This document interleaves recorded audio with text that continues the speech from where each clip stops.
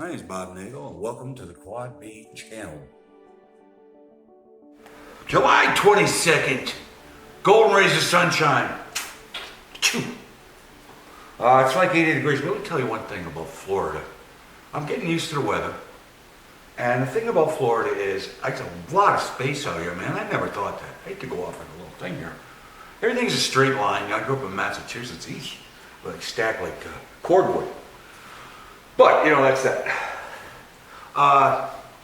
So there's 5 med psychiatrists, 5 reasons meds. God, man, you know, I really don't have it together here. Trying, man, I'm trying. So there's 5 meds that. God, what's wrong with me, man? We know what that is. Okay, there's 5 meds that psychiatrists prescribe both. They're antidepressants, right? Which is Zoloft and crap like that, I guess. And then anxiety, like Valium or Xanax or Zoloft, benzos, I'm sorry. And then mood stabilizers like lithium, right? And then stimulants, which is interesting because, you know, they prescribe it actually for ADHD. And my wife worked at the local pediatric here and boards an inordinate amount of children on that 8 stimulants, Adderall. And I used to do road construction. And in the old days, you know, if we got that type of stuff, we could build a freaking bridge in like 2 days. So that was like whatever age I was.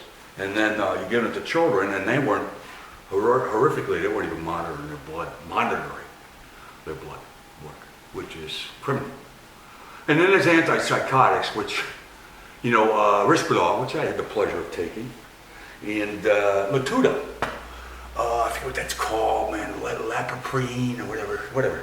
But every time I went to the doctor, they were stumped with it. But that's like for, like I said, it's an antipsychotic, but it's also a mood stabilizer. So these medicines are black booked, right? Whatever. Psychiatrists have the ability to use it for. Yeah, I know people probably are aware of that. They go to a psychiatrist. But my thing with Latuda is it really adversely affected my heart. I don't know if I got through this before, but my psychiatrist wanted me to take it, and I was going to a neurologist, and the neurologist says, "Don't take it, it's poison." And they went back and forth and back and forth. So eventually, it's like I didn't have a say in it. Right? Conservatorship. And can I hear you coming? And I ended up in Latuda, and that's how I got off it, because I had, you know, when I go on these things, you know, when I get off, you should say in prison. Yeah, it's, okay, so I'm sorry once again. Man, this memory is so disadvantageous to doing this, because I don't know if I'm droning on about crap I said yesterday. You know, I try to write some stuff down to get a little bit of idea, remember. But, you know, and then I write it down, and not very functional, quite frankly. But I'm trying, baby. Yeah, so all those meds for me, and looking back at them, and just the way they prescribe them, and I know you got to work with, you know, be kind of more knowledgeable about that. I know they got to work, you know, in conjunction and continuum, you know, do your meds. But, yeah, right. Now, my doctor did it, never did blood work, kind of like the doctors down here with children. You know, not that I'm a trauma child, but it's definitely it can be health issues. And, yeah, like I say, this whole medication thing, I did say this, and I know I've said this before. I take a Lemicol, the seizure meds, and I take 4 a day. I take 2 in the morning and 2 at night, and that's the max I can take. You know, and like I say, that seems to be doing me pretty well, and it's something that's pretty much benign because it's been around so long. So I'm comfortable taking that. I don't have this. I don't have blood poisoning. You know, you see how I am some days, but that's everybody. Every one of us living with this bipolar. Every day's a struggle. Every day we get up, man. Every day we do it. Got to take the meds. Take the meds. No questions asked. Take your meds, and then you can function. Like I say, I'm trying it this way, and it's done me pretty well. I don't know if you can see the turmoil in my life through this, but it's done me very well. I keep the exercise regimen. I do my Taji Kwan in the morning, which is kind of a slow motion, like a keto thing that I had learned, that type of stuff. That gets me going every day, and it puts me in a good frame of mind, even though some days have been bad thinking frame of mind. But anyone living with bipolar knows what that's like.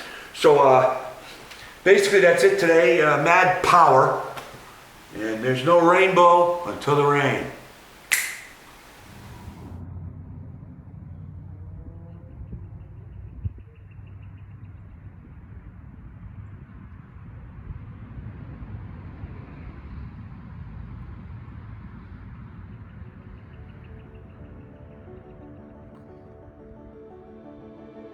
Florida, baby! My name's Bob Nagle, and welcome to the Quad B channel. I'm committed daily to doing a bipolar video journal, chronicling what it's like living with bipolar. All bipolar experiences are individualistic. And once again, all mine are an individual. This is a video introspection. I'm hoping to look back on this after a year, engage where my moods were, and maybe find an answer through my own intrigue.